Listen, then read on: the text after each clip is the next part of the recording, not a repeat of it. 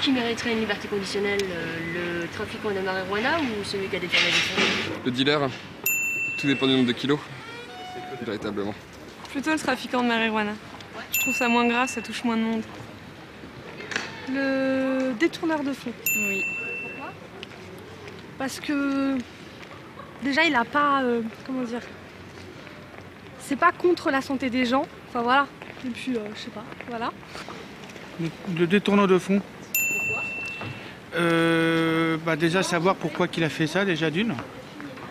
Et puis bon, il a fait que détourner de l'argent, il n'a pas apporté la mort en détournant de l'argent. Détourneur de fonds, trafiquants, est-ce qu'on doit les pointer du doigt? Les deux. On doit plutôt se poser la question sur la société qui les a poussés à faire ça. Tous les facteurs de contingence qu'il y a autour. C'est ce qu'on doit c'est la première question, on doit se poser pourquoi les gens ont fait ça. Moi je connais plein de gens qui sont obligés non, ça serait trop dire, mais de vendre des produits illicites, etc. Et je peux vous assurer que c'est la misère qui les a poussés à faire ça. Détourneur de fonds. Pourquoi?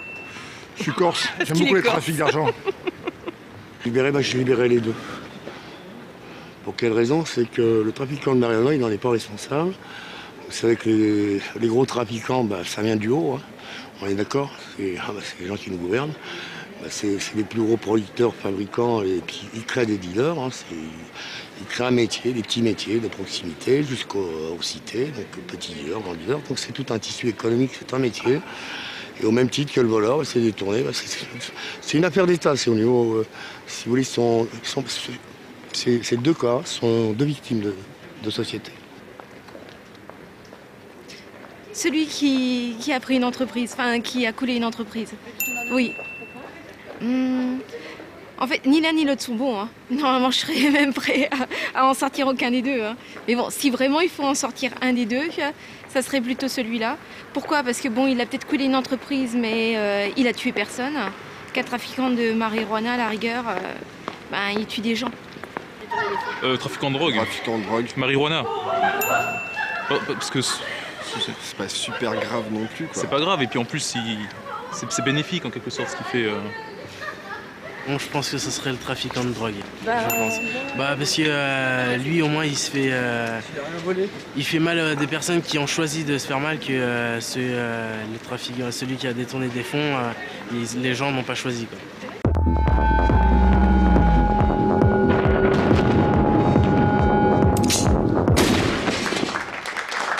Voilà donc ce que vous auriez choisi si vous aviez eu la possibilité de libérer un des deux prisonniers ici présents. Mais comme votre avis importe peu, jouons tout de suite à réduction ou soumission. Arthur, vous connaissez le principe? Oui. Vous disposez donc de 5 minutes pour faire avouer au prisonnier le secret qui lui a été confié hors antenne. Pour cela, vous pouvez user tous les moyens qui vous sembleront utiles et nécessaires pour atteindre votre but. Mais si vous échouez, il sera remis en liberté conditionnelle. Donc, Arthur, si vous êtes prêt, on est prêt pour le chronomètre? Alors, c'est parti.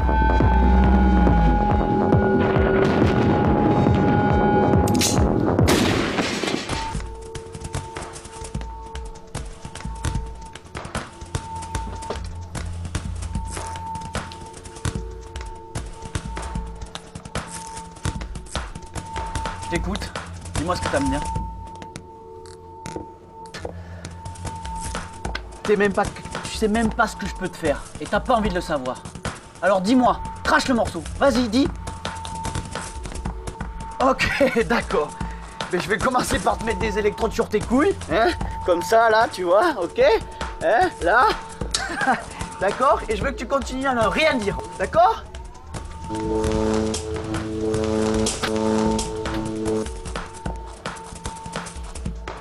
C'est tout ce que tu peux faire. J'espérais grave que tu dises ça. T'en veux encore? Quand tu veux.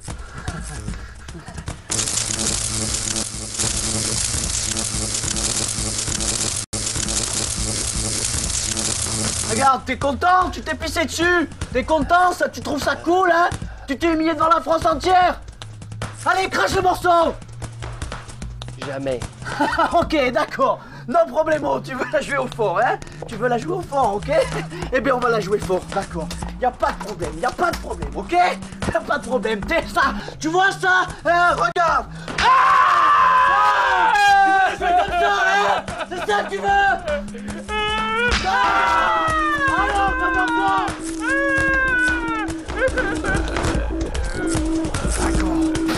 tu veux jouer au fort, ok? Le fort, c'est mon truc. Attention Arthur, il vous reste moins d'1 minute, vite. Ouais. Tiens, regarde. Là. Ok, maintenant c'est fini. Tu sais de quoi je suis capable, hein? Voiture rouge. Top. Bravo, félicitations Arthur, mission accomplie. Il a parlé en moins de 5 minutes. Il a parlé au bout de 4 minutes 37 secondes. C'est un score, ma foi, tout à fait honorable. Sera-t-il suffisant pour aller en finale? Nous le verrons tout à l'heure. Tout d'abord, vos impressions. Comment ça va? Ça va, mais c'est beaucoup plus dur que la télé, c'est fou. Wow. Ah oui, ça j'imagine très bien, sans aucun problème. Antoine, ça va être à vous, vous avez la pression là? Oui, un petit peu là. Vous êtes tendu, mais vous inquiétez pas, tout va bien se passer, j'en suis persuadé. Donc, 4 minutes 37 secondes. Antoine doit faire avouer le prisonnier en moins de 4 minutes 37 secondes. Va-t-il réussir?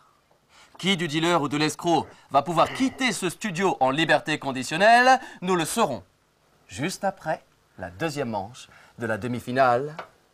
Réduction ou soumission?